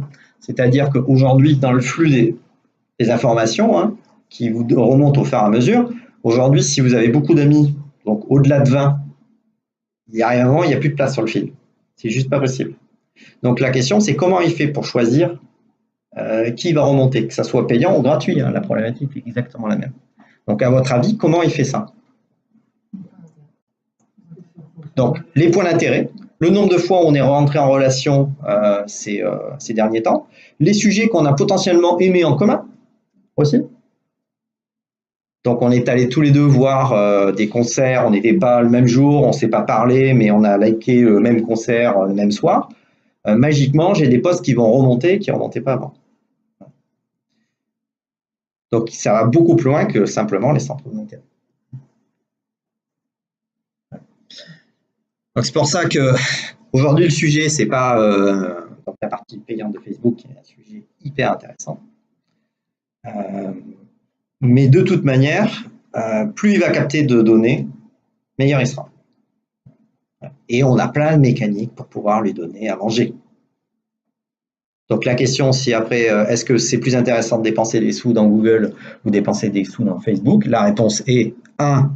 Où c'est que vous êtes capable aujourd'hui de produire de la matière qui soit comestible pour l'un ou l'autre des 2 moteurs? Et 2, est-ce que vous avez produit un tunnel de conversion qui soit suffisamment efficace pour prouver à Google ou à Facebook que ça en valait la peine. Si c'est le cas, ben vous pourrez faire donc des techniques de remarketing. Donc le remarketing, en fait, c'est la possibilité de rattraper au vol quelqu'un que vous avez loupé, une opportunité de marché. Donc un abandon de panier, hein, par exemple, dans le cas de e-commerce. Ça peut être aussi quelqu'un qui est allé voir un de vos produits sur votre site et vous pouvez lui proposer une publicité payante pile sur ce qu'il a vu. Hein, voilà. Donc les techniques de remarketing s'appuient là-dessus. Voilà. Si, alors j'ai le temps, il est quelle heure là? Il est quelle heure? 23. 3 minutes. Vous aurez tous fait votre page, votre profil, etc. Je ne suis pas trop inquiet là-dessus. Vous allez trouver des tonnes de choses. Ce qui est certain, c'est que le marketing social s'appuie sur la notion de communauté. Si vous avez un produit, créez des communautés. Créez des stars dans votre communauté. Donc, par exemple, quelqu'un qui achète du jouet, alors je reviens souvent de manière régulière, il y a forcément, tu vas avoir des acheteurs compulsifs. D'accord? Tu peux créer des stars à partir de ces gens-là. Tu peux créer un sentiment de communauté par rapport à un produit, par rapport à un service, par rapport à un savoir-faire. Alors, c'est la technique de l'ambassadeur. J'aime pas trop le mot ambassadeur parce que le problème de l'ambassadeur, on pense technique commerciale Tupperware notamment, qui utilise le terme ambassadeur. Voilà. Je préfère utiliser des stars dans la communauté. Ça veut dire que quand on a le sentiment de communauté, ce qui est absolument génial, c'est qu'on peut savoir en plus dans cette communauté-là, on a bien choisi, qu'est-ce qu'ils aiment. Il suffit de leur poser la question. Ils vont vous répondre. Alors là, on voit absolument rien. C'est bien parce que c'est...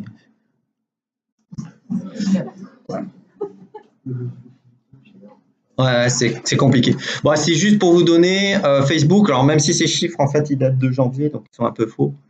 Facebook, c'est 1,2 milliard d'utilisateurs.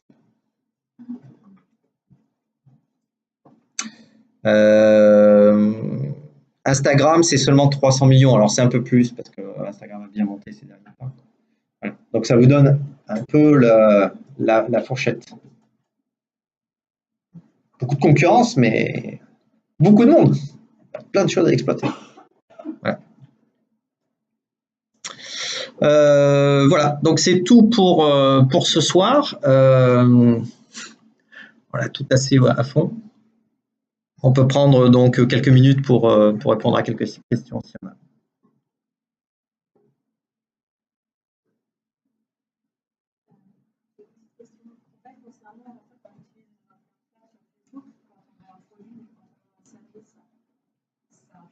Alors, il y a des domaines où c'est sensible.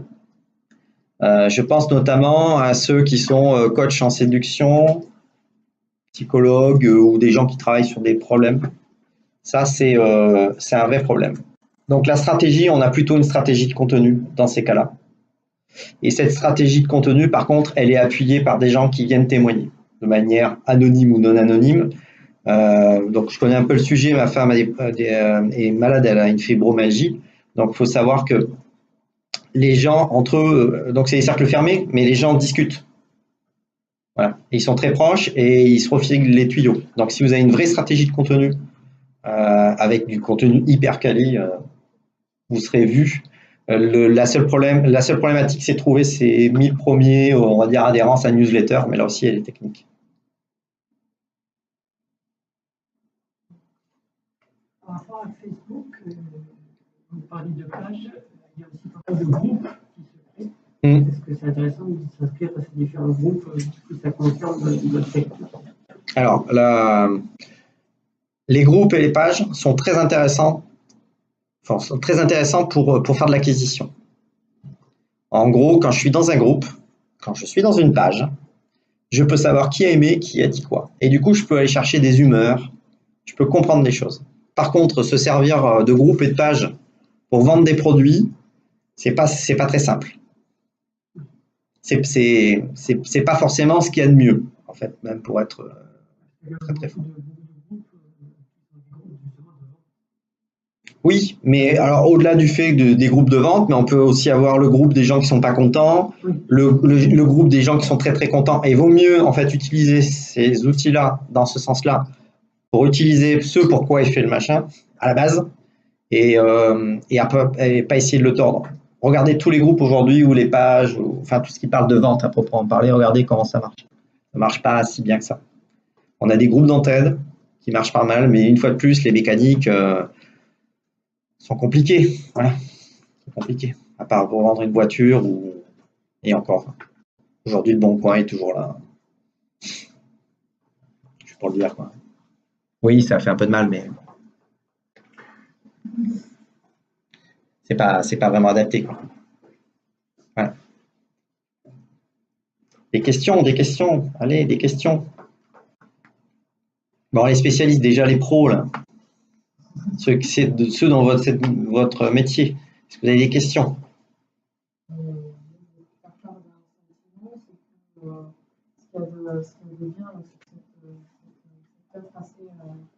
C'est qu'il nous a donné des outils justement pour permettre d'affiner nos recommandations en termes de Je les ai notés. J'aurais aimé voilà, pouvoir même vous les montrer. Ouais. Mais ça, c'est plutôt intéressant.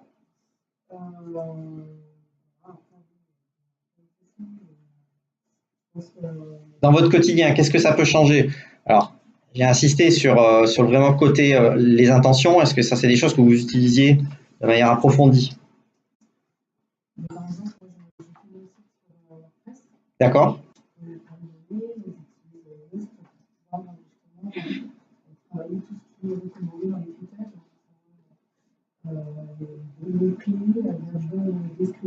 Une version payante? D'accord, la version gratuite. Alors juste pour resituer, donc WordPress, donc c'est un gestionnaire de contenu, hein, ça vous permet de créer votre site.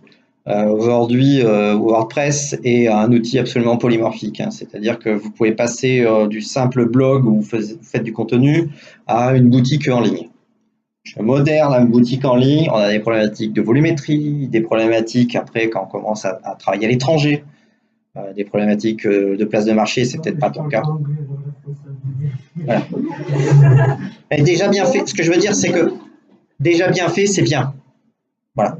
Un bon site en WordPress pour faire du e-commerce, s'il est bien fait en utilisant donc des outils d'optimisation comme Yoast notamment, c'est super et c'est ce qu'il faut faire. Voilà. Maintenant, bon, bah, c'est pas suffisant. Il faut aller vraiment beaucoup plus loin et travailler sur l'intention de comprendre qui sont vos utilisateurs. Et je le dis, hein, alors ça fait pas partie de ce cours-là.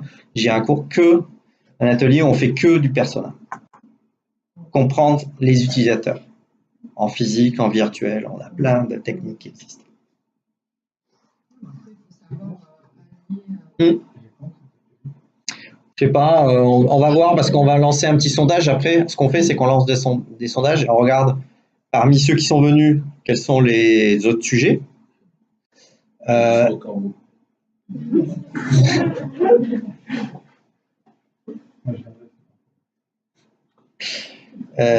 ne sais plus ce que je disais en fait.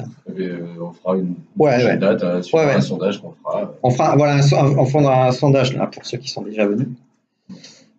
Et puis après, ben, pour les autres, après on regarde aussi.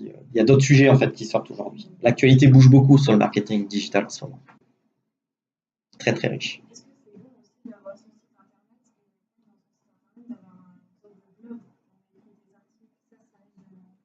En fait, c'est pas bon, c'est même l'essence même. C'est un exercice très très difficile. C'est compliqué de gérer.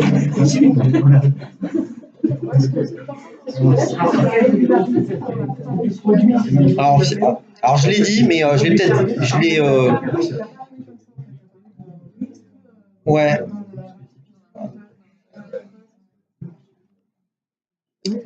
Ouais. Alors en fait, le rythme régulier, c'est alors. Est-ce qu'il faut être régulier sur les parutions? La réponse est oui et non. C'est-à-dire que oui, il faut se rappeler à son bon souvenir auprès de l'utilisateur pour savoir que le site est actif. En fait, c'est ça la vraie question. C'est que moi, par exemple, j'ai des sites sur lesquels je ne produis aucun contenu, ou j'en produis peut-être 1 ou 2 par an, et qui font des milliers de vues, des dizaines de milliers de vues par mois. Parce qu'en fait, le contenu est alimenté par d'autres biais. Notamment quand les gens viennent poster des commentaires. Quand les gens viennent critiquer quelque chose que j'ai mis à disposition, tout simplement. En bien ou en mal. Ça crée en fait du contenu. Voilà. Donc, par exemple, on a les champions, voilà, des champions qui ne font que ça. C'est-à-dire qu'ils vont mettre en place un produit ou un article et dessous, vous avez 4500 commentaires. Voilà. Bon, l'un des plus connus en site de e-commerce qui utilise cette technique-là, c'est bonnegueule.fr, qui est un site de vêtements pour hommes, qui est connu. Alors, si vous aimez un peu la fringue, un peu classe, etc., vous voulez acheter, ils ont des fiches produits, donc déjà tombés par terre. Mais en plus, dessous, les gens donnent leur avis et donnent leur avis 1500 fois par produit. Voilà. Et là, du coup, est-ce que c'est considéré comme pertinent par Google? En fait, ça dépend d'où ils arrivent, quel est le type de commentaire, puisque Google fait l'analyse sémantique. Et si les réponses sont bien faites, et magiquement chez eux, les réponses sont extrêmement bien faites, il dit, tiens, cette réponse-là amène un complément d'information extrêmement pertinent. Voilà. Donc, si vous regardez l'analyse en fait, des réponses qu'ils font, elles ne sont pas faites n'importe comment. Ils ne font pas oui, non, tu as les renseignements dans la fiche produit. Non, non. Je te précise bien que, en effet, le produit, c'est bien du Twild, que je l'ai bien fait à tel endroit. Voilà, ils remettent des réponses comme ça. C'est ça un peu le... Ils sont payés à plein temps, mais ils font beaucoup d'argent avec ça aussi. Mais ils n'ont pas 3 millions de produits. C'est la stratégie. Hein. Un produit très bien fait ou plein de produits. Il y a vraiment sur Facebook. Par exemple, quand on cherche des entreprises, des prestataires, donc on tape dans la barre de recherche sur Facebook, et on a plusieurs pages qui arrivent. Comment plutôt notre page, on monte la popularité. Alors en fait, c'est non. Alors il y a les likes, même si aujourd'hui c'est pas vraiment vrai parce que les likes sont moins pris dans les algorithmes. Par contre, la popularité, c'est vrai. Alors oui, les likes de la page. Alors il y a les avis, il y a le nombre donc d'impressions qui sont faites, c'est-à-dire le nombre de personnes qui sont concernées, hein, très clairement. Donc en gros, alors là on l'a pas dit, mais si on regarde quand tu fais un post, en fait tu vois en fait la propagation en fait de ton post. Et tu peux savoir donc c'est une propagation organique, donc gratuite ou payante. Donc tu peux savoir à un moment donné combien de personnes tu as touché. Voilà. Donc en fonction de ça, en fonction du nombre de réactions aussi qu'il va y avoir sur chacun des posts, du sentiment. Hein, vous avez vu, avant on faisait juste j'aime, j'aime pas. Enfin, j'aime avant, voilà. Donc aujourd'hui, on a toute une palette. Donc cette palette en fait permet de savoir en fait quelle est la popularité. Donc plutôt positive, plutôt négative, voilà. Donc tout ça c'est analysé. Hein. Donc la réponse est là. Moi ce que je vous conseille, je vous donne un outil, c'est cadeau. Si vous voulez vraiment faire de l'analyse concurrentielle sur Facebook, il faut utiliser un outil qui s'appelle Gritix. Il y a une version gratuite, 14 jours. Voilà. Ouais, Gritix. Ça s'écrit G-R-Y-T-I. Ouais, mais Google est notre ami. Ouais, Gritix avec un Y.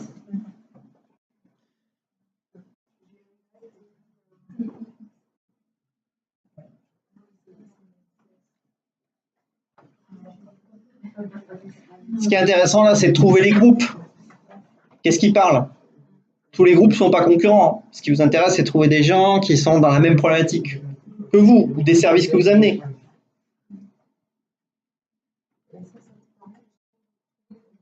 Non seulement ça me permet de trouver des groupes, mais ça me permet aussi de savoir quels sont les membres qui sont les plus actifs. Quand moi je vois un groupe, je veux savoir tout de suite, ok, c'est qui le chef dans le bazar?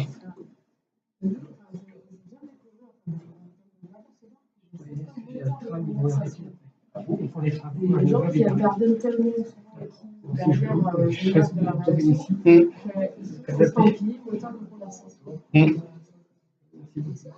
c'est excellent. Au revoir à tous. Au revoir. Allez, on prend une dernière question, puis on coupe. Ça va? Ouais.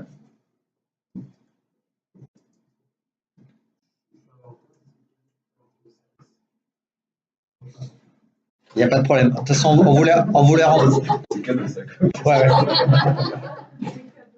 Donc déjà, on vous réécrira avec une nouvelle offre. Donc, on va démarrer au mois de janvier. Juste très rapidement, donc Big Mentor, en fait, c'est un centre de téléassistance et de formation pour entrepreneurs. Et je tiens à garder cette casquette-là. On n'est pas une agence marketing. On est des coachs et des mentors. Donc, on est là pour vous accompagner. Vous avez la possibilité de faire des séances, donc des sessions de travail, soit en collectif, soit en individuel, avec un mentor sur un sujet donné. Voilà. Donc, aujourd'hui, on travaille essentiellement autour de la transformation numérique. Alors oui, on fait du marketing digital. C'est pas forcément 100% de notre cœur de métier. Il y a des sujets où on dit je connais quelqu'un qui est très bien, qui vous fera super bien le job. Voilà. Donc nous, on a cette position d'entrepreneur et juste pour plus être seul derrière l'écran à prendre une décision. J'achète pas, je le fais sous-traiter, je l'internalise. Quels sont les meilleurs outils pour faire quoi? Juste pour information, on a casté plus de 200 outils pour entrepreneurs.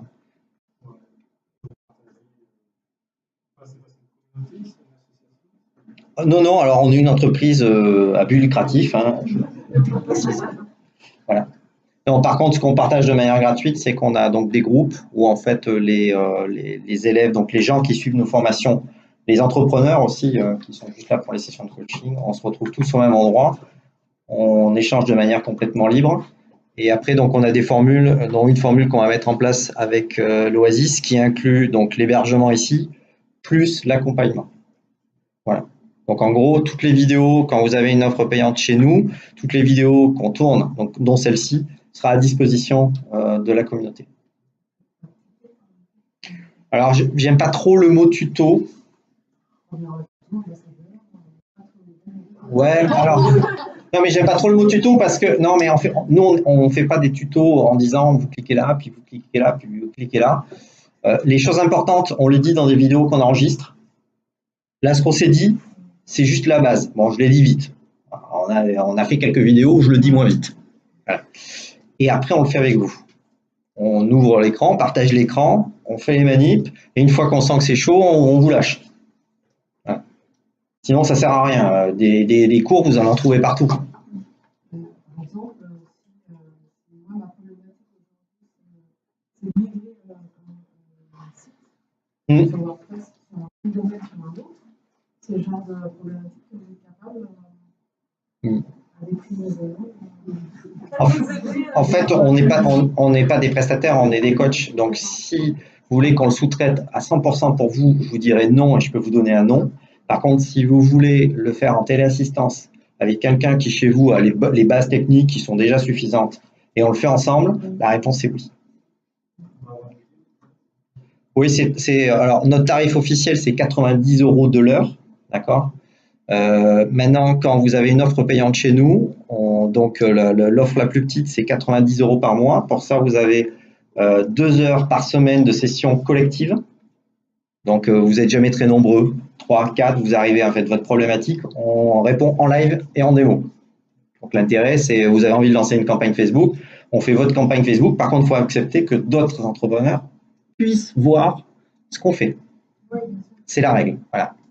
Après, un quart d'heure par semaine en session individuelle, où on peut parler pour le coup de sujets très très confidentiels. Et après, un tarif préférentiel, environ 50 € hors taxe de l'heure, en individuel. Voilà. Et ça peut être pris en charge, on est organisme de formation, etc. etc. Voilà. Et donc, on fait une offre, tu peux redonner l'offre qu'on pressent pour janvier. Ouais, on a l'offre qui inclut l'hébergement, donc en plus de ça, un accès ici à l'espace flex du lundi au vendredi 9h à 18h, qui sera à 150 € par mois, qui inclut le café, le thé, le wifi, la fibre, il y a une douche aussi. Et ce que je disais aussi, l'idée de réseautage aussi qu'on a ici aussi, avec différents afterwork et les permanences régulières de comptables qu'on est en train de mettre en place. La prochaine d'ailleurs, c'est jeudi prochain. Si vous avez besoin de conseils comptables, il y a un comptable qui vient de 14h à 17h qui a des conseils gratuits. Donc voilà, c'est une offre globale qu'on est en train de mettre en place. Et l'idée, c'est vraiment de pouvoir accompagner les entrepreneurs de A à Z. Voilà. Ouais, puis alors moi, je fais 90% de mon temps, vous l'avez compris, en téléassistance. On fait de l'écran partagé, on a mis des outils modernes pour gérer votre entreprise.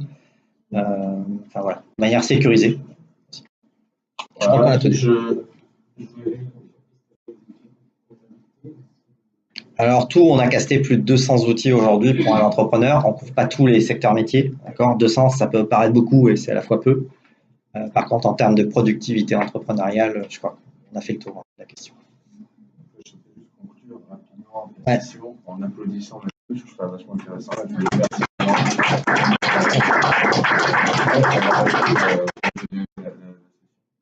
J'ai une petite question. Je veux juste savoir au niveau des horaires, est-ce que c'est trop tard? C'est bien. Ok.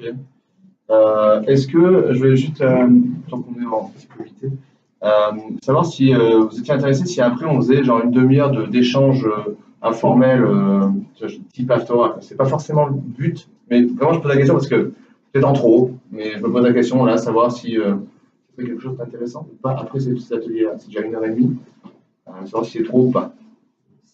Enfin, moi, je pense que ça peut être. C'est pas prévu, non, vraiment. Je pense que ça peut être quand même.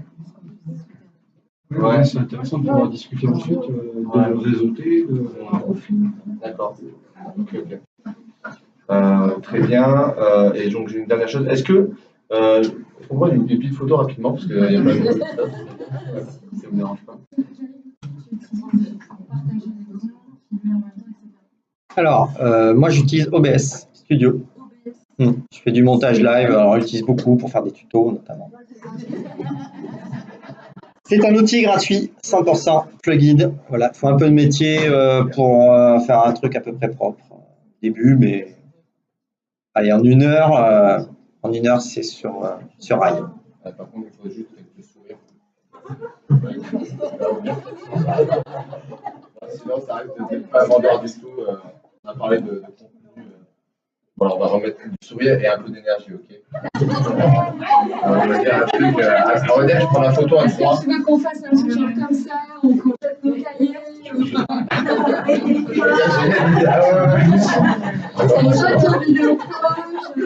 On va dire qu'à 3.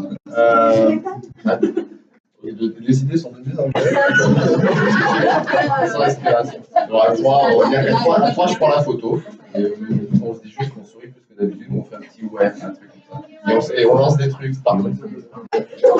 Ok, 1, 2, 3. Allez, c'est pas mal. Bon, merci à tous.